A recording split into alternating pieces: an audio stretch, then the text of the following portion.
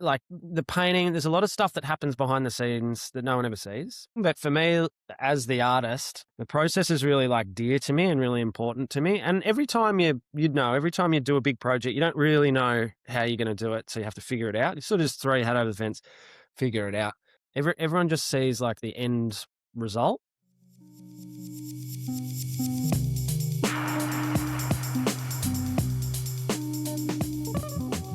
Welcome to Bench Talk, the podcast where I dive deep into conversations with inspiring artists to unveil the secrets behind their creativity, along with discussions and behind-the-scenes insights into the realities of building a professional art career.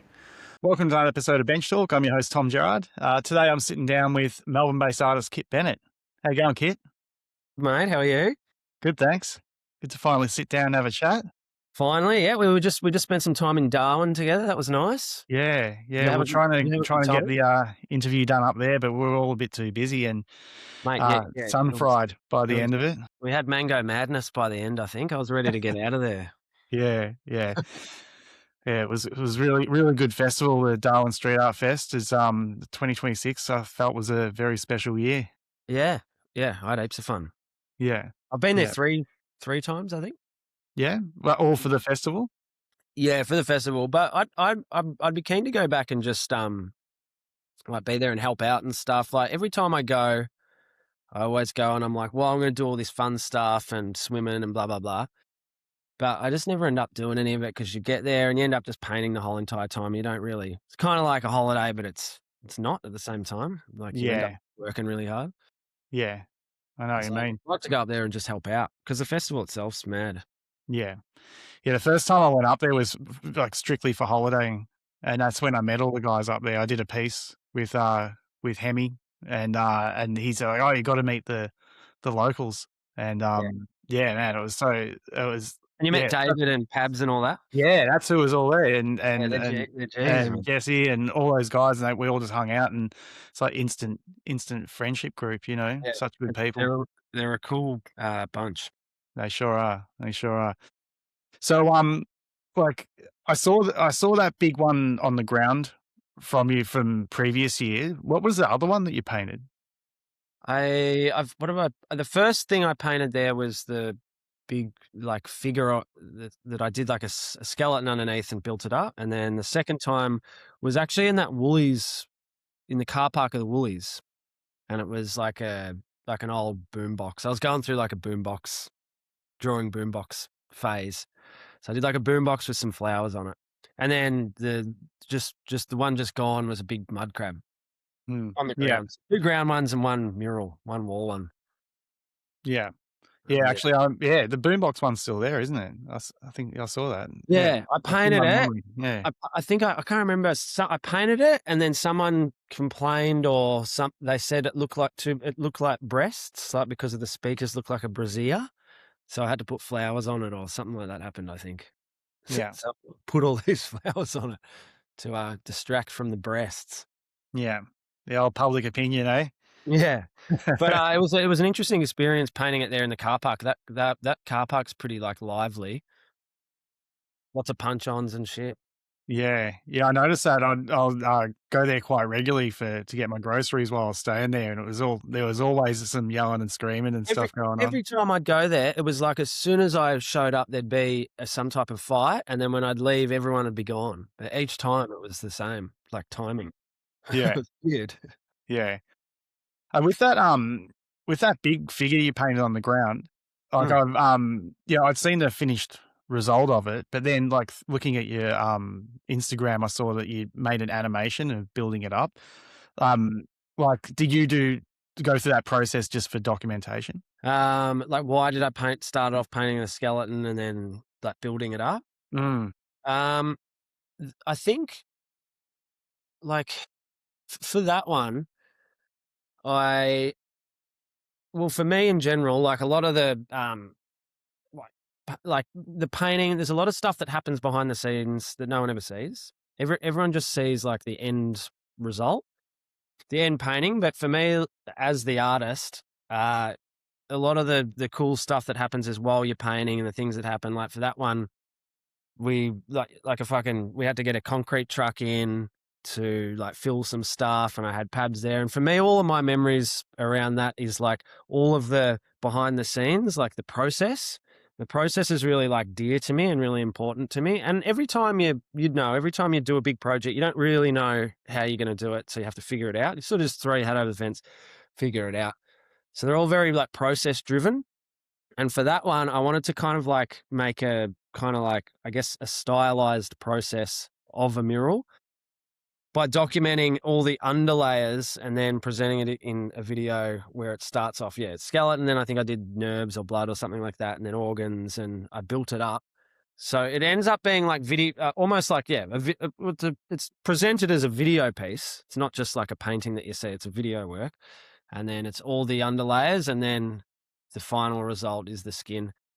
And a lot of people were like, well, what's the point of all of like, you don't see any of it. It's a waste of paint and all that, but it's an animation, and it's making a statement about the process and how the process is an important part of the actual artwork itself. Even if you don't see it, it's still there. It still exists underneath, and it's like a moment in time.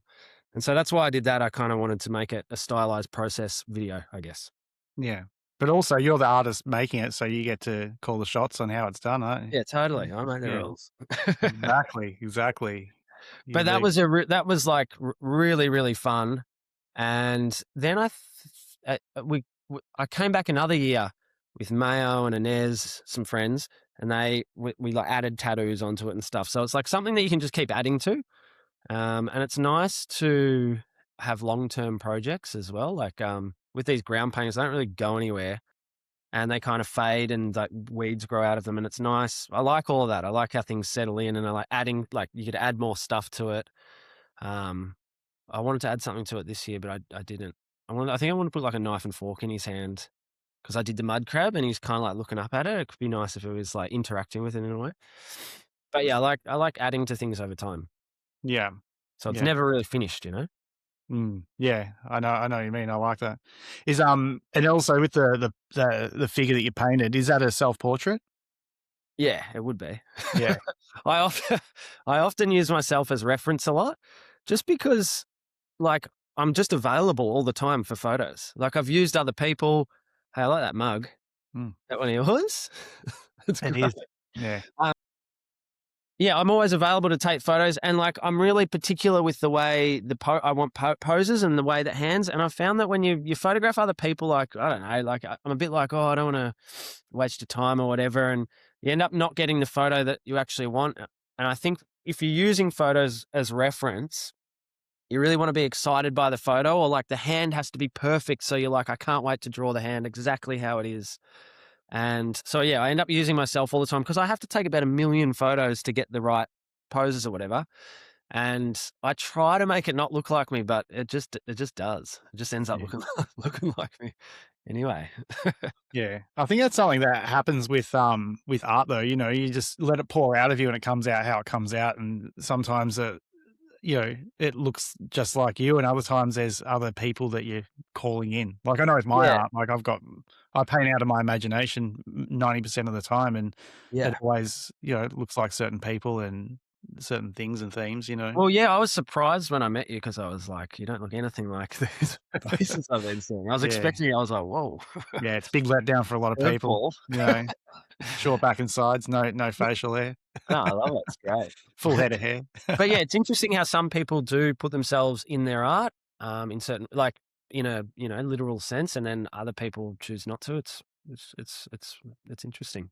Mm, I yeah, definitely do it, and I think it just comes out naturally because of my reference images.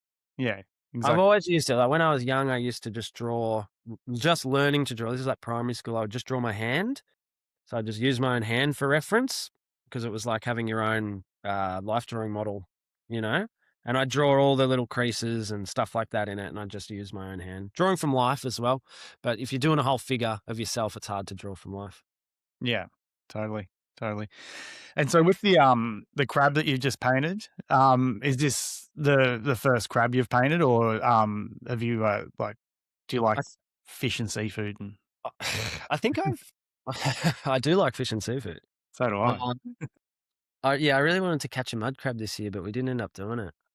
Just got too busy. But next time. Um, I I think I've drawn lots of crabs. Drawing crustaceans and stuff is good because they've got. I've definitely tattooed a crab or two, um, but no, I don't think I've painted one. And like bugs and things or anything with like exoskeletons, good to draw because if you think about it, it's kind of like a suit of armor. Like there's like plates. It's a lot easier to draw than something like fluffy, like a rabbit or something. They're kind of like in these, and you can make them. You can warp them and make the fucking bits like quite armory. And I find things that are in like hard segments like easier to draw. And then there's all the soft stuff inside as well, which is good. But yeah, Mm, first time doing a mud crab. yeah. Yeah, I've been drawing like lobsters and crabs and stuff for about Oh, a they're the year and a best. half now, and then I every time I go to the fish and chip shop, you know, they have the poster of all the different fish and Ah, yeah, like all seafood. laid out. Yeah, I'd Yeah. always take photos of them and then just work through the list and do all the ones that are more appealing. But I know what you mean by crustaceans. They're everything's in sections. It's Yeah, like, the sections make it yeah, easy. Like you yeah, know where things finish and when things start. Like for me, like drawing like a bear or a cat not too bad. Just like fluffy stuff is really hard because you can't see where things start and begin and end. You really need, yeah, the crustaceans are good. Suits of armor, I think about it. mm, yeah. And with painting on the ground, like how did that come into your art? The first really big one I did was in Reservoir, which was there was like a kind of like a community skate park up there, but it was part of the council. And my friend Manu, he was working for the council at the time. And I hit him up and I was like, I've got this idea of painting like this really big skeleton and on a skate park. I was skating at the time. I wanted to do some stuff on skate parks. And he was like, yeah, I've got this thing here. And he sent me a photo of it. And then I like sort of looked at it on Google Maps and there was actually there's a skate park. And then it was actually quite a large area next to it, which was all part of it, which was these old kind of like tennis courts or basketball. I think they're basketball courts. But like super rough, like there was shit everywhere and there's trees and everything. And it wasn't just like a huge empty spot. And so I looked at the spot and I just started drawing. I may have like printed it out and drawn because I remember there was so much stuff in the way, like fucking a wall. There was this building there was just shit everywhere. And I was like, I reckon a skeleton would work because a skeleton, you can like, there's the ribs and then it goes down to a spine, and that worked because there was like all these trees and stuff in the way, so the spine went through. So you could really warp it and fit it around everything, all of the obstacles, and that's why the ground paintings are usually pretty like site specific because you look at the shape of the area first, or where you can paint. They look the best as big as possible, so you just try to like make it is like you try to like fill the space. I feel like that's how they're presented the best like that because it's all about scale and range. And yeah, so I just looked at the space and I drew this skeleton. I think it's got a stack hat on or something like that, and gloves and maybe shoes because skeleton hands and fingers start getting a bit too skinny. So I wanted to like chunky it up a bit. And that was the first one. And then like years later, I ended up going back and painting over it. I ended up painting like a roller skater over the top. So I ended up giving it skin and stuff. Kind of like what we were talking about before with the Darwin mum when we came back years later and added tattoos. So it was sort of like a similar thing where I put a big figure over the top. Um, and then everyone hated it. Everyone was like, you should have left it as a skeleton. Because it was like I don't know. People didn't like it, but Did it, you like it? yeah, I liked it. I liked it. And then I think Well, it one counts. day, because I've looked at it on Google recently. The good thing about the ground paintings is you can check in on them with Google. Every like, I don't know however many years they update it, but every now and again they'll update it and you can check on it and it's like, looks like it's all worn off in areas. So I could go back and maybe paint over and do something. And then they end up becoming these like long-term projects where at the start I was just trying to do whatever, but now I don't know how long I've been doing murals and paintings and stuff, but now I can kind of see that things can actually happen over like 5 and 10 year spaces where you can when you can just like you can leave something for 5 years and come back to it and add to it, and it's still evolving, and that's all part of it. And I think just as like getting older and you realize how time works and how your artwork sits with time, and you can actually have these long-term projects. Mm. Yeah. I like that. I like the idea of like, looking like maintaining your spots as well, 'cause that's Yeah. the thing. If things start to wear out, especially, on the streets, murals, and, especially with ground paintings, you know, once it gets beyond repair and you don't do anything about it, it tends to get wiped clean, Yeah. either like if it's a wall, it gets painted over and all that type of stuff. So I actually make a thing to go Once it around starts and looking like it's been forgotten about. yeah, I like to go around and maintain my spots, the ones I wanna keep, you know? Yeah. Yeah, Yeah, yeah. I do it from time to time, I like stuff when there's a bit of like a patina, some would say, but I if it's like super gone, I don't. I think some of the ground paintings are like super gone. Then I'd probably repaint it. But sometimes I like it when it settles in, because when you first do it, they're so like alien in the space that you've put it in. It's just like this. The paint is so bright, and it's really like it doesn't even look real. It looks superimposed. So I like things when they settle slightly. Same as like a tattoo. Like when you do a tattoo straight away, it's like super bright, and it's nice to see it healed and settle. Kind of like a mural as well. I think a mural has time to settle and heal. yeah. So with, when it comes to marking up, these massive ground paintings, like, how do you go about doing that? Like, getting your proportions and everything? Um, drone, drones. So I've got a drone, and that's like the main thing. If I haven't been there or whatever, and I'll just look at it on Google, you get a really rough idea. But you want to take a photo with a drone first, and then it's very similar to a wall. It's like you're taking a photo. Depends on your process, but you're taking a photo. You're putting a drawing over the top and just seeing if where it fits. And then when I'm down marking up, I'll be looking at the drone photo, so I've got reference. And then there's so much texture on the ground. There's stuff everywhere. Like there's a bit of bird shit, there's a crack there, there's like a brick, a rock. There's like sometimes you'll see like a ciggy butt or something, and you can use it all as like how people do squiggle grids and whatnot. It's the same as that, but it's just on the ground.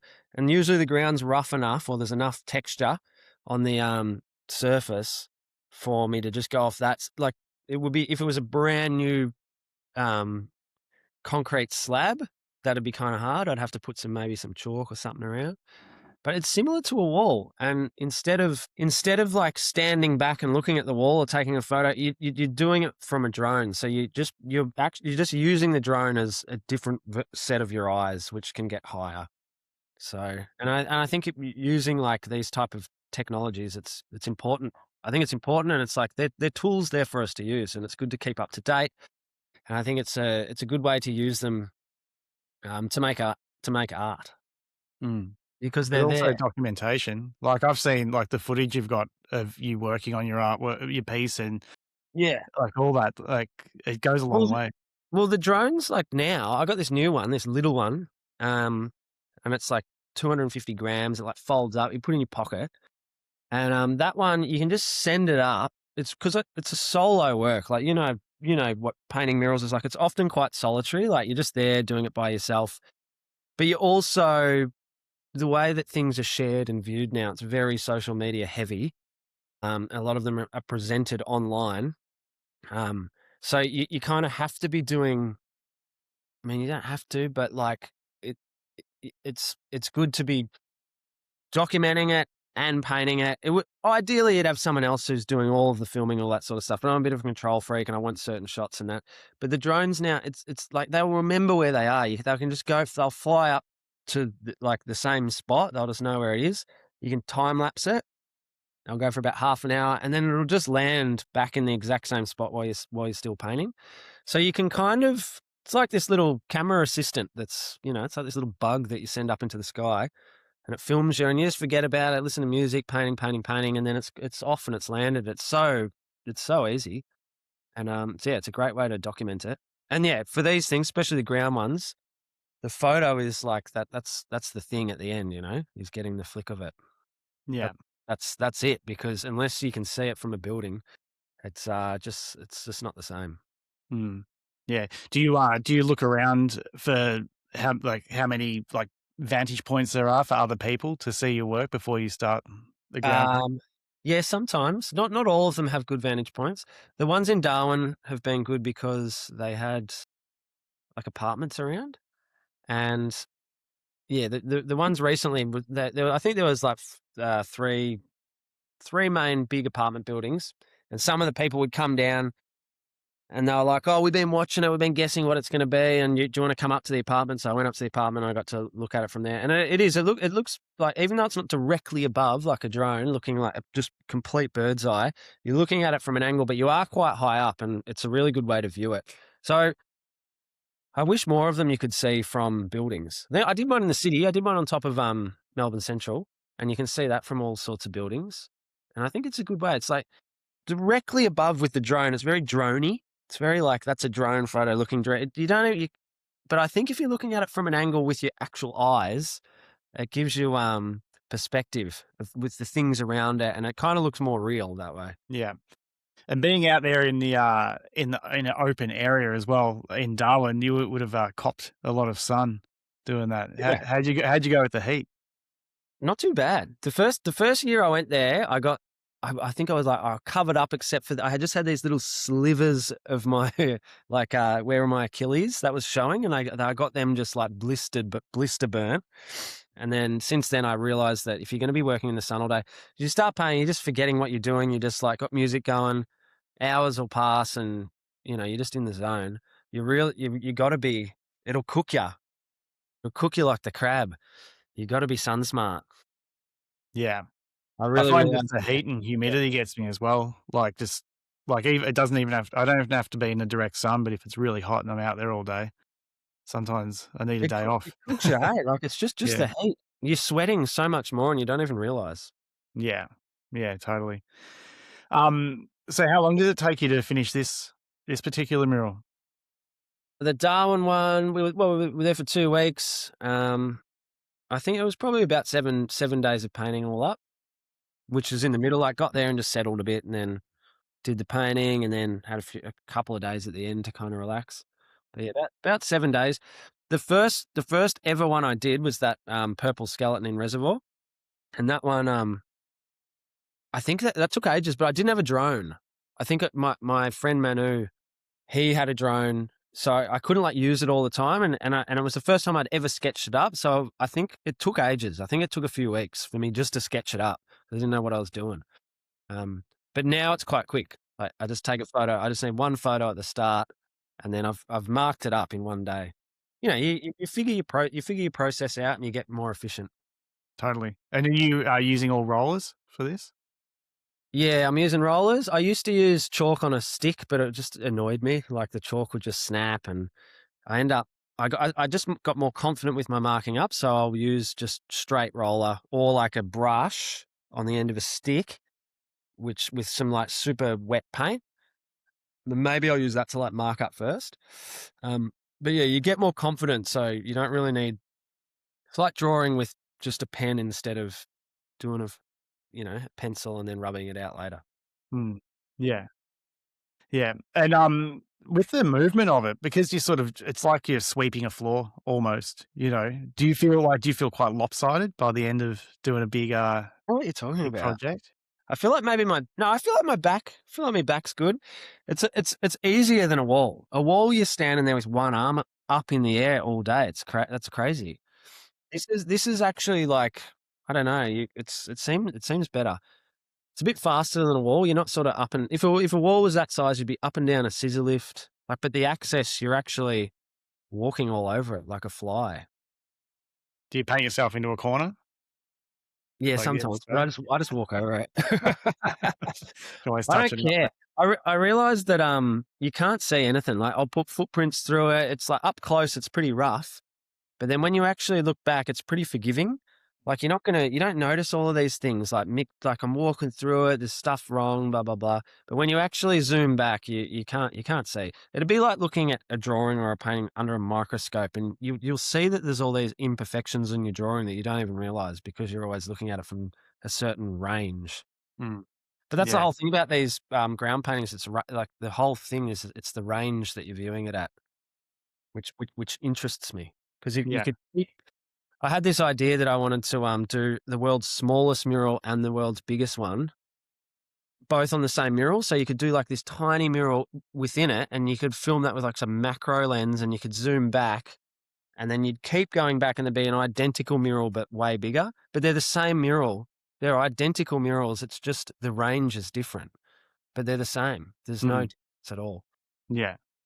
Yeah. No, I get you. I get you. So these days, do you just always keeping an eye out for ground spots, or do you paint walls as well? I do like painting walls. I think walls are quite satisfying. I find them a bit more daunting. Like, I don't know why. Same with canvas painting, I find a bit daunting. But the last few years I've been tattooing a bit, so I haven't been painting as many murals because I did like a tattoo apprenticeship.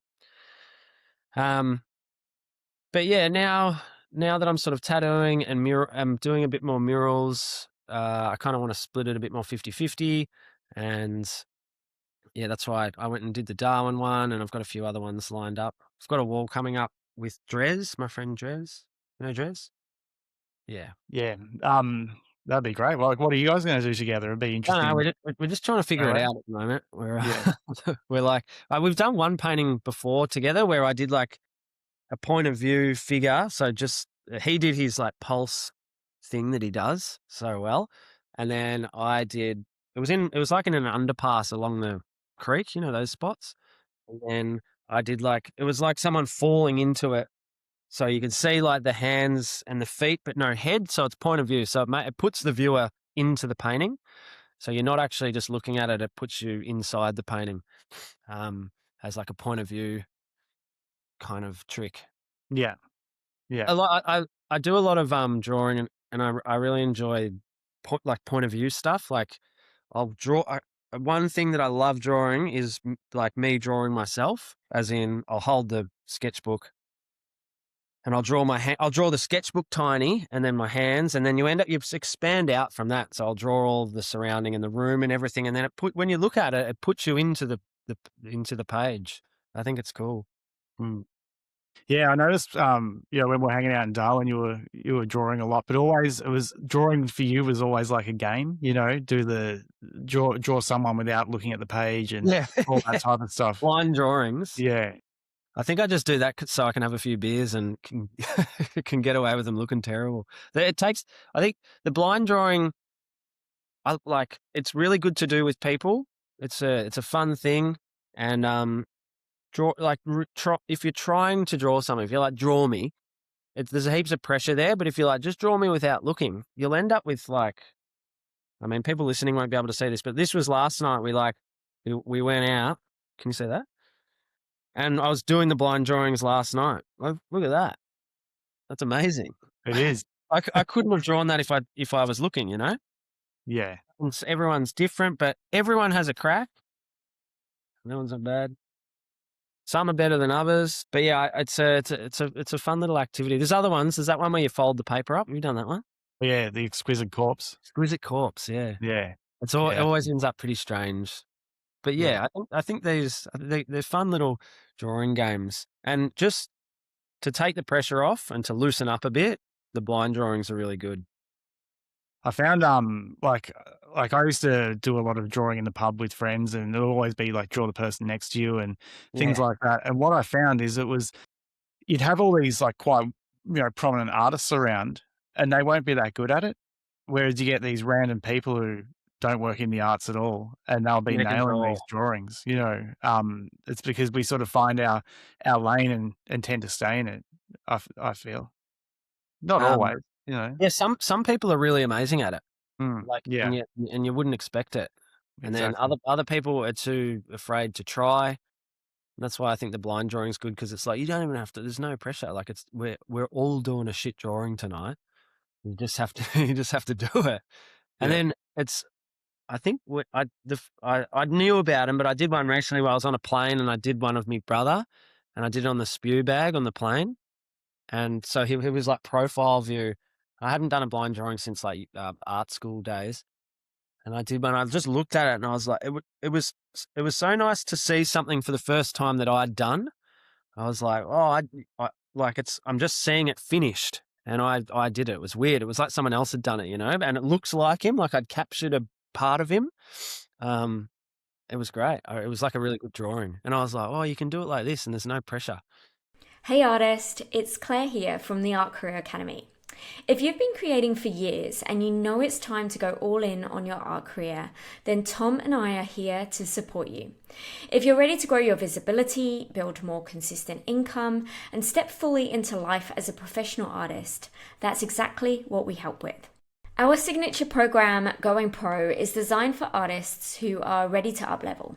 We support you with the clarity, confidence, and a solid plan to turn your creative practice into a thriving career, without the burnout or second guessing every move. At the Art Career Academy, we're all about raising up the art community and showing what's possible when artists back themselves. So to get started, grab our free Creative Cashflow cheat sheet. It's packed with 20 tried and tested ways to make an income from your art. Head to artcareeracademy.com to download it now.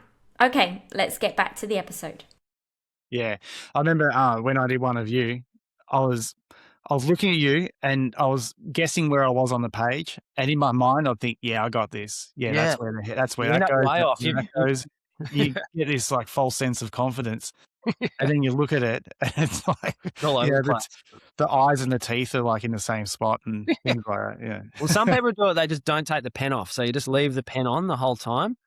But I reckon it's good to take the pen off a little bit. But yeah, you often like the pen just you feel you think you're in the middle and then it ends up flying off the side or something. Yeah. But it's Yeah. nice. You get those cool compositions and things, these happy accidents when you take the pen off and you put it back and the eyes are like off the head a bit. You know, like that's like I think that ends up making a more interesting drawing. Yeah.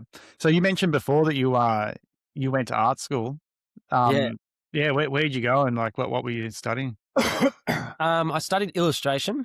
I think it's Polytechnic now, but it was I think it was NMIT at the time. I moved from Ballarat to Melbourne, and then I was working a call center or something like that. And I was like, I hate the call center. I was like not not enjoying it, but like in between calls or when I was on calls, I was selling like newspaper subscriptions. I'd be like, "Hello, it's from Sydney Morning Herald. Do you want to blah blah blah?" And the whole time I had Microsoft Paint because you had to be on the keyboard all the time, so I couldn't draw or anything. But I had Microsoft Paint open, and I was doing drawings in Microsoft Paint of these. Like I ended up making a book out of it, which I'll show you. I'll show you. I'll bring it in when we hang out. But I ended up making a book, and I made all of these like fucked drawings. And I used that as my folio to get into uni. So when I was working at the call center, I was like, I'm going to make a folio or I'm going to make something out of like the call center. I'm not enjoying it here. End plan is like go to uni or whatever. So while I was there, I did all of these drawings, made a little book, but it was all in Microsoft Paint, and which was actually kind of a fun medium to use because it's so minimal and old school and like pixels. Like you end up zooming in and you can mess around with just like deleting certain pixels and stuff. And then I studied, illustration, which sounds like whenever I say that, everyone's like, "So what's that like children's books?" But they just taught us how to draw. I think the most valuable thing that I got out of that was for the first time I was like put in a room with all other creative people. Before that, like I was like doing bricklaying in Ballarat, and then I was a call center guy. But it was the first time where I realized that. Like there was all these other creative people around. They were all doing cool stuff. They were into comic books and painting. And I met some guys doing graffiti and whatnot. And it was like really cool. And I realized that there's this whole community of artists and it's like an actual option. Like it's a work, like you can do it as a job and life drawing. So I think we did like 2 hours every day. And that was like, I just saw my drawing get a lot better. Because I've always just been able to draw a bit, But then when I started life drawing, and like I noticed I got a lot better at it. And then when we'd go and like hang out at our friend's house, and there'd be like, you know, all beers and shit on the table. And I'd draw the whole table, and I'd draw everyone sitting around. Because, you know, when you're sitting around drawing, and we'd all be drawing, sitting around, I'd draw everyone. I'd draw the table, I'd draw the whole environment, and then all the people. And that was kind of like life drawing as well. So I got really, really obsessed with drawing from life, because I liked how it was constantly changing. It was always moving. There was like people would move, and you can't get too upset when they move. You just have to adapt. You have to be like, okay, well, their heads move now. I'm just going to now draw it kind of overlapping. And you end up with like movement. And I think like movement has been really important for me in a lot of my work. Like if when you're looking at a mural or something, it's a static image. If you can somehow make it feel like it's moving, then someone might feel something from that. And I think I got a lot of the movement, or my love for like images that look like they're moving, from drawing people that are, you know, moving around. And when you're painting or drawing from a photo, which I do all the time, because sometimes you just have to, you're just drawing a static image. But if you're drawing something that's in front of you, like your head's moving, you end up drawing this. Like if you're drawing someone who's sitting in front of you, you end up like, you don't realize, but you're moving slightly. You're seeing a 3D image and you're drawing something 3D. So you end up with a drawing that actually is more alive than if you've drawn it from a photo. But no diss to drawing from photos, because I do it all the time. Yeah, your work, it does seem like you do have an illustration background. But we were talking just before we hit record about this painting that's behind you, and you said that's Okay. one of yours. Is Yeah. that like straight out of art school era? I think I did it in COVID, maybe. Oh, I yeah? can't remember. I did it a while ago, but I used to paint like that, and I just learnt off YouTube. I just learnt. Oh, we did in uni. We did a bit of like color theory, but not too much. It was more like illustration and computer work at uni. But we did do a little bit of color theory. But I remember just like Googling like color wheel, or like basic primary color palette or something like that. I bought some oils, and I went through a whole stage of doing lots of like paint still lifes. There's like lots of bowls of fruit, and fruit's a really good like starting place for fruit and veggies. It's a good starting place for painting, because it's like a lot of the colors in the fruit and veg world are very primary. There's like lots of reds and oranges. It's not too, doesn't stray too far from the color wheel. So I was just loving fruit. And then I think that's from a photo. A friend had taken a photo of this pumpkin that just looked really nice. And I was like, do you mind if I paint it? So she gave me the photo, and I was like, I want it to look a little different. I don't want it to just look like the photo. So I did drawings of the photo. And then I used those and I made sure I warped them a bit. Like I made it more stretched, and if you saw the photo, it's different, right? The tiles, I want to twist it. I want to twist it and make it a bit weird. So I did that, and then I used the sketch to lay out on the canvas, but then I used the photo as the color reference. So then you get a nice mix of the drawing flow, but then with like things that you can't just make up in your head, like the way that the light hits things and shadows, and there's like, you know, a bit of color in there. It's hard to make that stuff up out of your head. It's hard to display it in a drawing, but when you're dealing with color and oils, you can really hit these kind of shadows and stuff. So it's like a mix of realism and it's a bit distorted, but not too much. But yeah, I do like painting like that. It just takes forever. Yeah. Much prefer to just blind draw someone when in 1 second. There you go, finished. Yeah. It is interesting creating artwork that's realistic, like photorealistic artwork. Like I've had a crack a You do few much of it? times. I've done a bit, especially portraiture. Like I've done Portraits are listen, hard. Skin tones are hard. yeah. It's just capturing someone's likeness. I have a hard time doing. Like I can do a good painting of someone's face, and it's like I can see that it's technically a good painting, but whether it is them or not is a different story, and that's where I tend to fall over. Yeah. Yeah, painting portraits is way different to fruit. Like it's you're really, really mucking around with skin tones. But I think there's something to be said about just painting people and painting from realism's good because it makes you actually focus on what's actually there, and not just what you think is there.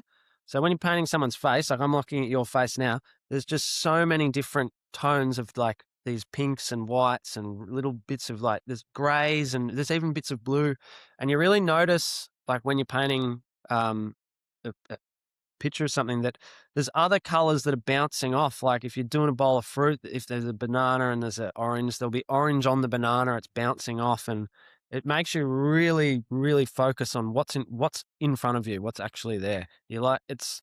I think it's good for you. I think it's good to do that.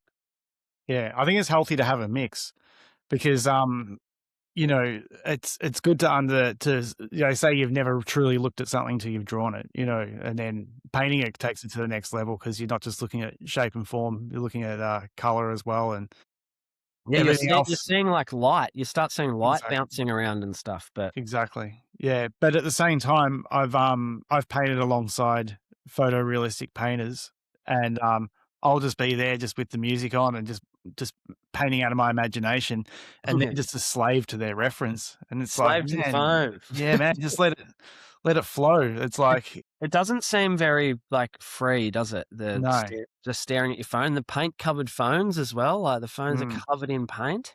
Mm. It's and it's so small. Like it's such a small little thing to paint off.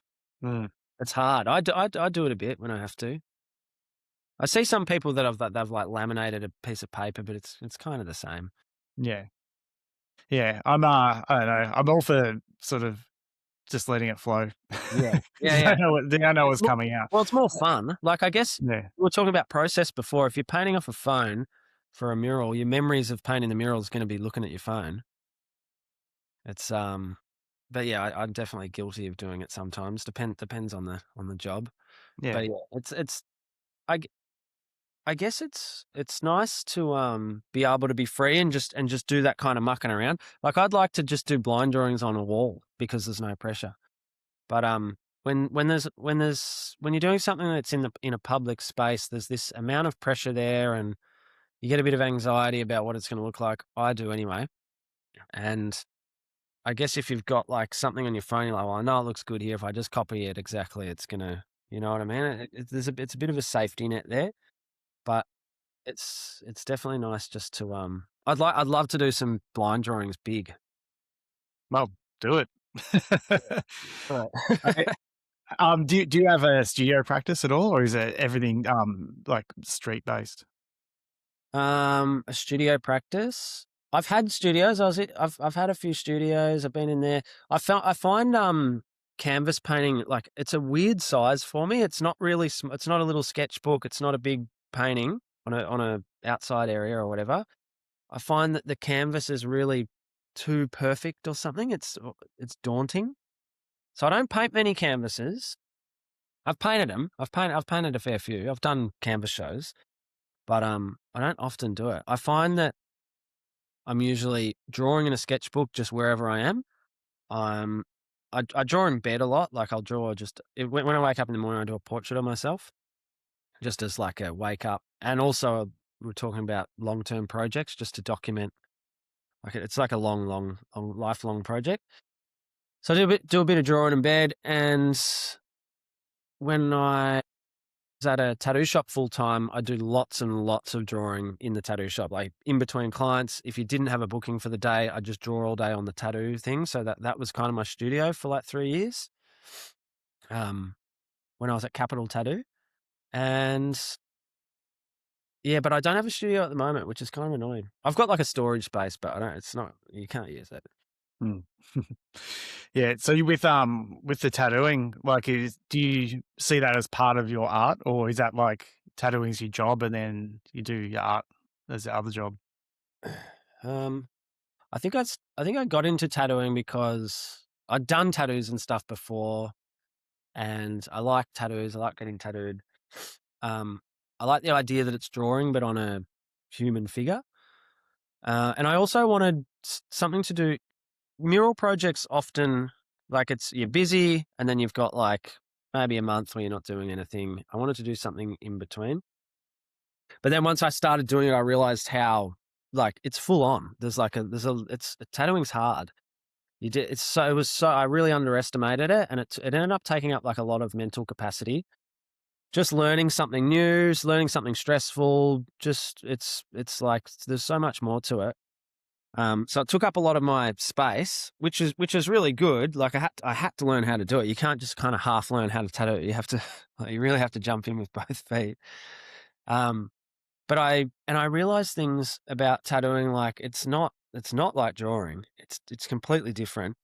You're doing it on a person. It's going into skin, which is so weird. It's like it's not paper at all. It heals, like all of this weird sort of stuff.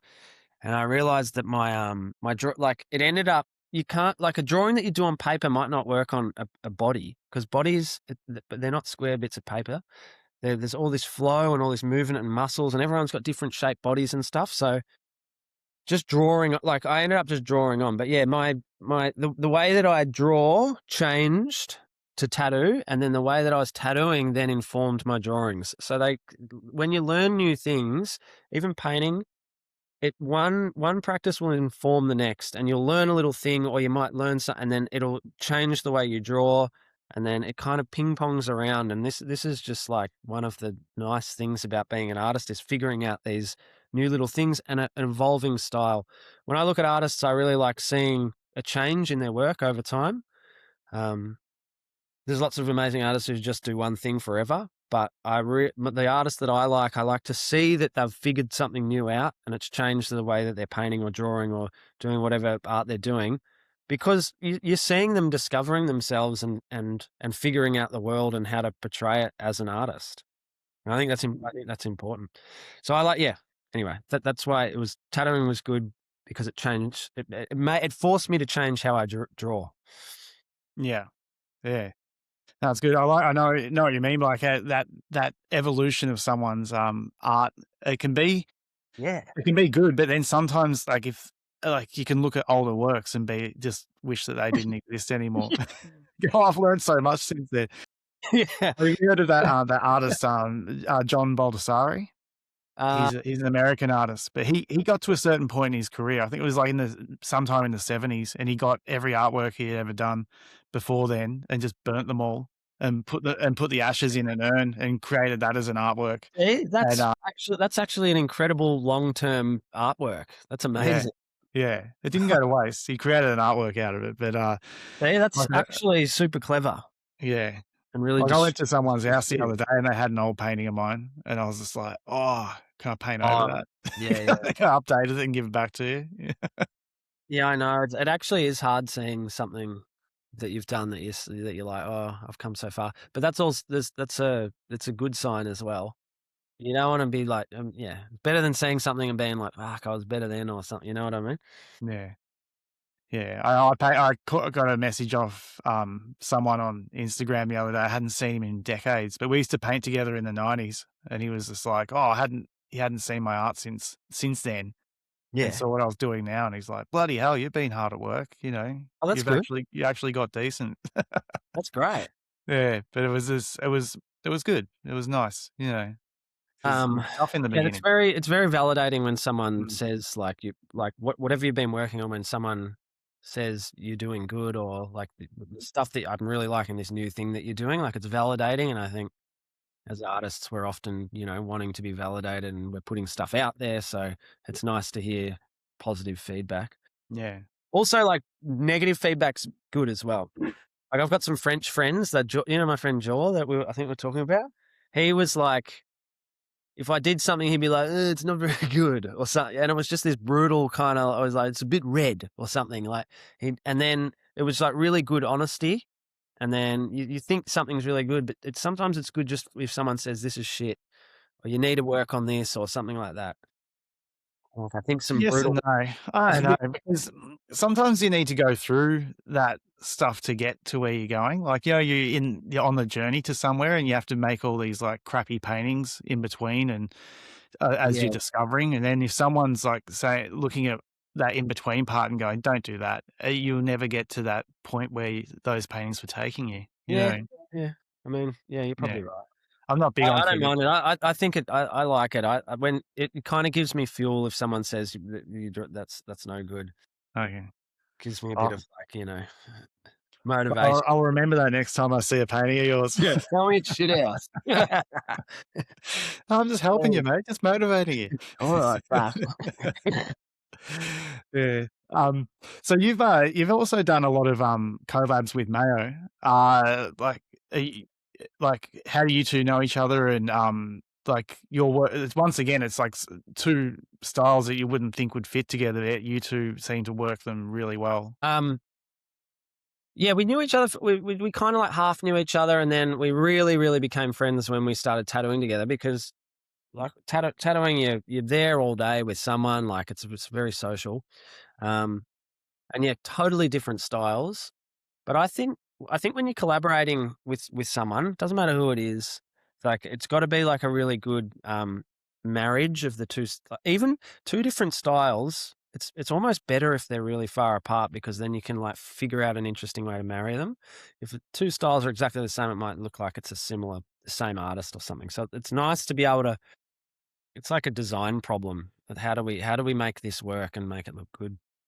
I think Mayo, because he's got this background of tattoos and the script, and I'm very figurative. We did a lot of we did a whole show together called Nucleus, where we most of the works were paintings of figures, and then I'd get him to paint on the tattoos. And I feel like that was like a clever way to put script onto a figurative painting. You got to be careful of it not just being someone's the background, someone's the foreground. Because it's almost like it's then there's a separation in between the two things and they're not married. We did that on a few of them, but we'd make sure that some of his script would kind of like intertwine and come into the foreground and over the figure so that they were communicating in a way, or like some of his letters were like almost like holding up figures. But yeah, I thought the tattoos was a good idea. And I did a painting of a boxer like years ago on the ground at my friend's boxing gym in Geelong called Corner Boxing, and I did this knocked out figure in the car park, and then years later, Mayo came and he did the tattoos all over the figure. I think that's when we got the idea we were like we should do like an exhibition of this. But it was nice to collaborate and bring someone else in on another painting that I'd done, and then get him to kind of enhance it. But yeah, we're talking about painting with Dres before. I think it's about finding a way that the two styles can communicate and tell a new story together, as opposed to just someone being in the background and someone being in the foreground. Yeah, totally. That's great. I collaborated with an old studio buddy of mine, Sahil Roy. He's an abstract. Yeah. He does abstract expressionism, and for a while it took us probably about 7 paintings to figure out how to work together. He does those really amazing, like it's like he's just squeegeed paint around. It's awesome. I think he built some type of like brush called like the Silkinator or something. Yeah. It was like this big thing on a pole, and he could like squeegee the paint around. It's you get some it seems very like fun and free. Yeah.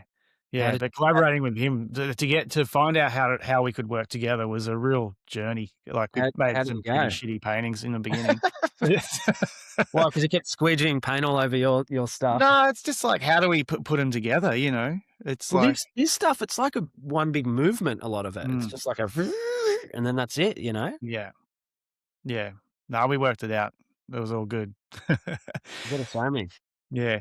So, like, do you have any future plans or projects in the pipeline? What am I doing now? I'll be back to tattooing in July, and I've got this project with Dres. So we're doing this second one, but it's like a commission project for there's like a client. So I think they want some type of, maybe there's a concept there. But yeah, we're just figuring out how to do it at the moment, and like we were saying, make it like a bit of a story, and how to make the two styles kind of like merge. So yeah, the big one with Dres coming up, and then some tattooing, and then who knows, just more blind drawings. Yeah. going with the flow. Yeah. So if people want to check out your work, where's the best place to find you online? Instagram, I reckon, which is just Kitt_Bennett. Yeah. All right. Well, yeah. With Instagram and that, you seem to be doing pretty well with your following and getting out there. Do you put a lot of emphasis on social media and all that with your career? Yeah, I think it's pretty important now. I think it's a lot of art is viewed that way. I think it's good. I hate it more now than I used to. I used to really love it. I used to think it was amazing. I was like, you're seeing artists that you'd never see in other countries. It's like connecting the world. You can just see so much. But now it's a bit gross. Like I find Instagram's a bit like, it's gone a bit weird. Like most of the stuff I look on there, it's just reels of people I don't follow. It's like, when did it become this? But I do think it's an important tool for artists for sure. It's really great for tattooing. Like people, it's good for for tattoo artists to get out there and get bookings and show their work there. But yeah, it's a weird one. It's a little like you kind of have to do it, but you don't want to. But I like making the reels, and I find like I can put a lot of like energy and stuff into the reels and make them. They're quite short, like. Our attention span's not going good at the moment. I think we've got about 2 seconds till someone's bored. But I like making the reels super zippy, and it's like if you made a video for the internet back in the day, it would be like a long production. It would take ages. There'd be some separate editing program. Whereas now you just do it all on Instagram, super fast. Sometimes like the more carefree and the quick ones seem to be the ones that get more views or do well. I think it's good. But yeah, we're a bit of like a slave to the algorithm now. In a weird way. Only if you choose to be though. Yeah. Like I think sometimes when you can put too much emphasis on something and then it doesn't work, like it doesn't come off. Whereas if you're just carefree with things and then suddenly things start working, like I was listening to a podcast with two people I know talking about doing work for the gram these days. And they're like, they're constantly like setting up cameras, then press record, then do a little bit of this and then go back and then do something else and then trying to put it all together. And it's like, that's a big chunk of their day, just like pandering to the algorithm more or less. And it's like, why don't you just do what you love and then document it when it feels right and then put it together and put it out there. Or even if you're just doing awesome work anyway, you'll catch people's attention. Whereas if the whole thing is to do something for the gram, then I think you just could be wasting your life because in a week that doesn't matter anymore anyway. Yeah, I 100% agree with you. I think it's better to not think about it too much and just be like, if you're painting and like with the ground paintings, I'm like, oh yeah, I'm going to fill this part in, and then you can pull your phone out and just do super quick, just like a painting. But yeah, you don't want to be like thinking it and making this big production in your mind about how it's going to go and putting all this emphasis on it. And then, it's just quick and fast. You're more likely to do it if it's just quick and easy as well. Like if you're more likely to actually make them if it's not going to take up a huge part of your day. And not care about it. Like I used to look at I'd be like looking at views and worried about it or whatnot. But now I just do it. I don't care what time. I just post it whenever. I used to be like, it has to be at like 7 o'clock or some shit like that because people have just finished dinner. And then they'll be on their phones. But now it's just whenever I do it because I want to get my phone. I just want to get my phone away from me. I'm not liking my phone at the moment. I've got two. I've got another like a dumb phone, and then so. At the end of the day, I'll just throw my phone with all Instagram and stuff away, and then I just have a phone that just my family and a few friends have got the number to, and then there's no apps on it or anything. It's just like messages and calls. Because I think it's a problem at the moment. I think we're actually everyone's pretty hooked. Man, like I just remember, you go through different eras where new things are coming out, and like you don't know what the future effects are going to be. Yeah. Like I remember in the 90s, everyone was running around taking ecstasy and stuff like that. And no one knew what was going to happen to them. It's like, what is this stuff really going to do in the long term? But then long term, I've had these thoughts. Man, I reckon we're like, fuck, we're all going to end up mental health and depression is through the roof, I reckon that's from the pingers. that could have something to do with it. But who knows what the like the smartphones and social media but there's this like inner value thing that we're playing with as well. You know, I put it out there, I did my best, but I only got this many views and so many likes and stuff. Like everything's sort of rated, you know. Yeah. Yeah. The view thing's really strange, isn't it? And you care about it. You're like, oh, I didn't do too well. Yeah. Yeah. I think I think as an artist, I think the healthiest thing you can do is be making sure that the work you're doing is the best you can do and that you're really happy doing it. You're doing what you enjoy and what you love, and that, you know, you've got a roof over your head, food in your belly, and some money in the bank, you know? Yeah. Yeah. That's the important things. And like the thing that, like you were saying, getting too obsessed with like making a video about the artwork. It's the artwork. It's about the process and it's about your memories of it. And it's about figuring out your problems along the way. And that's what you want it to be about. And it should be something that's for you that other people can see and they like it. You know, it's for everyone. But yeah, it's about the moment. Yeah. Like I was getting in the flow state, in the zone. The zone is where it's at. Yeah. When I was painting my mural up in Darwin, I had like had a thought in my head go, I should be documenting this. And I had the extendable roller pole with a roller on the end and paint, and I'm trying to film myself painting with it. And I'm like, you should have your drones up there. This is ridiculous. Yeah.